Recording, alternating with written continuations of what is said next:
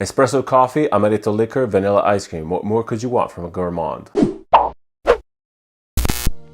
Hello, welcome back to Seldomly Often. I'm Daniel, today we're talking fragrances and this is a practical review of Mancera Amore Caffè. These reviews are for fragrances that have a lot of experiences, multiple wears and many occasions, and are meant to give you a general idea of what it feels to wear the fragrance. As per usual, I do a lot of research before buying fragrances these days, but I won't be going much into detail about notes and accords. I really don't feel it reflects what it actually feels like to wear the fragrance. Getting right into it, starting with the presentation. Let's talk about Mancera first. Mancera is a brand that is considered an entry point to niche fragrances. Here we can open this debate about what is a niche fragrance house and what is a designer house. Technically, people consider a niche fragrance house a producer or a manufacturer that does not make other goods other than perfumes. I think that a niche fragrance house is a company or a producer, it can also be a single individual, that designs and produces perfumes with a specific idea in mind. They don't really do it for, they don't manufacture for the sales or for a commercial market, rather that's a byproduct of that, but they rather do it for the love of perfume making and they follow a specific style. Mancera in this case is a perfume house which I would not consider niche specifically, but I do feel that they're fairly innovative and they offer a unique approach, especially compared to the more design houses. Their fragrances are often labeled as fun. They're very punchy. Each perfume from Mancera has a very clear note, a very clear idea, a very clear intent that pushes the scent in one direction. Designer fragrances are more, I would call, perfumey, when Mancera is more like fun and straight to a point. And they're all themed around something. They don't really have a theme behind the whole house. They are kind of known for just massive projection and massive performance, good performance for the price and good perfumes for the price. But they don't really have like a vibe going to it. There's no face behind Mancera. There's no one that you can relate to, or a brand that is necessarily relatable. They just put out products. On that note, I think they put out far too many products. Their perfume selection is really confusing. Unfortunately, out of their like almost 50 fragrances, around 50 fragrances, very few are known and advertised and covered by media just because it's so difficult to try them all. I mean, there's so many, and the name itself doesn't really suggest anything, and a lot of them have similar names which are kind of like these variations of oud mixtures. So I think that Mancera should just like really focus on their brand identity. I don't feel like they have a good brand identity, and cut down on their offerings and make each offering very unique and very recognizable. That's what's missing. So going back to Amore Caffè, Mancera's bottles are pretty similar. I have minor gripe with them, which is silly. I get it. It's not really, it doesn't affect anything, but they don't have a clear design. Rather, the bottle shape is the same bottle shape. The cap shape is the same cap shape, but their labeling is all over the place. Yes, you could say that they have different collections, but in order to understand that they have different collections, you really have to dive into their website, like deep dive into their website, because it's really not advertised. As I said, they don't really have a strong brand identity, and you don't really know which perfume is in which collection because it's not even advertised. And some labels being short, some labels being tall, just the weird colors in the bottles, not the liquid itself, but the actual bottles and the way they're designed. I think they're all over the place. The bottle has this really nice color. Actually, this is my second Mancera. I have two. I have this and Coca-Cola, which they actually look really, really similar, and that's what I like about them. The cap is magnetic, very strong magnet. The sprayers are really, really incredible. They really atomize the fragrance very in a fine mist, that is easy to just cover yourself in, and it doesn't create like these hot spots. Let's give it a spray. Yeah, absolutely beautiful. Yeah, I mean, the bottles are solid. The boxes are completely forgettable. So forgettable, in fact, that I don't even remember what the boxes look like. These fragrances come in this sort of like plasticky pouch that is a complete waste of money. It's really ugly, and they should just like do without it. It offers zero protection or anything else. It's just like a throwaway. This specific one, and also my other one, is a 60 ml. They also come in a 120 ml. The 60 ml are actually really hard to come across. You can't really find them on discount sites. They're mostly just 120 ml. 120 ml for something like this, to me, is just way too much. And I was gravitating towards the 60 ml just for the bottle size alone, like the little bottle, the actual bottle size, not the liquid content. The 120 ml are massive bottles, and they kind of sit weird with the other ones, and having only two, I'm not really sure. That being said, presentation, I mean, the bottle looks nice, the sprayer is good, high quality, they fit with the price. I think it's great. Overall great. Again, please, Mancera, work on your brand identity. The scent itself is good. I like this a lot. I have to say that this scent is being basically replaced by another scent that I recently got a couple months ago, a Bond No. 9 New Harlem, which is, to me, it's this, but better in everything, except for longevity. But that being said, the scent, I still consider the scent really, really good. And this scent, in this fragrance here, has been hyped a lot recently. And I think that the hype is well deserved. It's great, it's absolutely great. So the scent opens up with this bitter coffee note.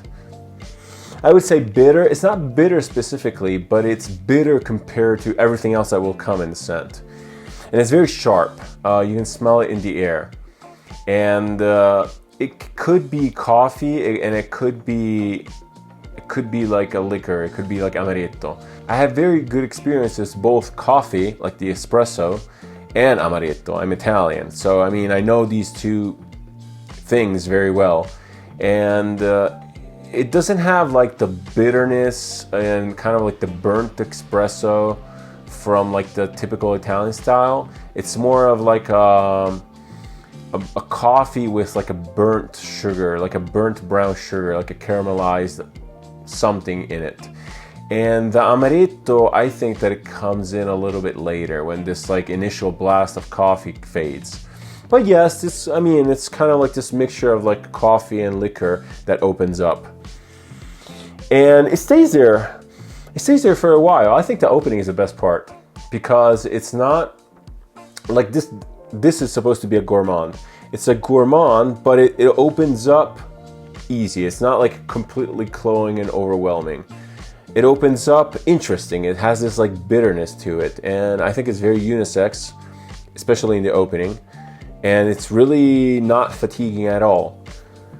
The opening then, this coffee note sort of fades, and there's like this bitterness, and the whole scent basically shifts towards this this sweetness, this sweet vanilla base, let's say.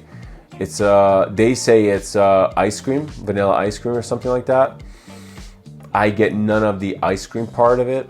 I get none of the dessert. It's just like this sweet honey vanilla thing. So the scent basically goes from this interesting kind of like bitter boozy opening to this dry down, which is very sweet honey, kind of like a caramelized vibe going on. And in the mid is basically the transition between these two. And you kind of forget that there's coffee in it. And I doubt that someone that doesn't know the name of the scent or doesn't know what the scent is would even pick up on the coffee. So this is like a general, like a very sweet, cozy, homey scent. I've worn this a lot, actually. I've worn this to work, I wore this everywhere. It's super inoffensive. It's really, really great for the winter. It's so cozy, and I caught myself, I usually, as I mentioned, I spray like a couple sprays on my neck, and one like either on my forearm or on my, like near my watch, and I keep catching myself, like when I wear this, keep catching myself just smelling it because it's so good. And it's like every now and then I forget, and I'm like, what's this good smell? And then I get it, and it's like, oh wow, it's still there, still there. So that leads into the longevity of this thing. This is probably one of the longest lasting scents I own, like hands down. It's incredibly long lasting. I think this is like a full day and then some. You definitely can smell it the next morning. For some reason, it just really sticks around on my skin. And on the clothes, it really lasts forever, basically, until you wash the clothes. And so much so that I kind of, like, to me, this almost turns into a negative. Because if I wear like a hoodie or something, and I accidentally spray it with this, I can't wear any other perfume with that hoodie, because that thing is still just radiating this Amore Caffè. Hey, let's be real here. I'm not complaining. The performance is nuclear, and the scent is super, super good and not invasive. These are not complex scents at all. Like when you spray it on, if you have any experience with like high quality ingredients or just like fine tuning of like the balance of ingredients, these come off as very childish. I don't want to talk Mancera down at all, because it does what it's supposed to do. It is a little bit childish. It is a little bit simplistic. And since it lasts so freaking long, I kind of get tired of like that flat out vanilla, because the dry down of this reminds me of a worse version of Baby Cat. And I really like Baby Cat. Baby Cat is the exact example of how much a scent, which is simple on paper because it's basically a vanilla scent, is well crafted and well balanced. You have that suede, it's a little bit of like this like bouncing in here and there with the notes, and it really makes the scent interesting. These have a very strong character, but that being said, their character is so strong that it's almost cartoonish. And so these are for people that are looking for something different, or kind of tired of the usual fragrances.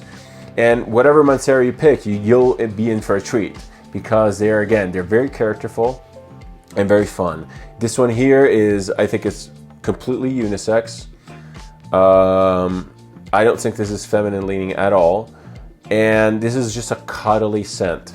And specifically, I mean, I still think that this is a better buy than the Bond No. 9 New Harlan, just because it's like a third of the price. So absolutely, they're similar enough that this is a better value. Ultimately, I like that fragrance better, and I have it, so I'll probably be getting rid of this eventually.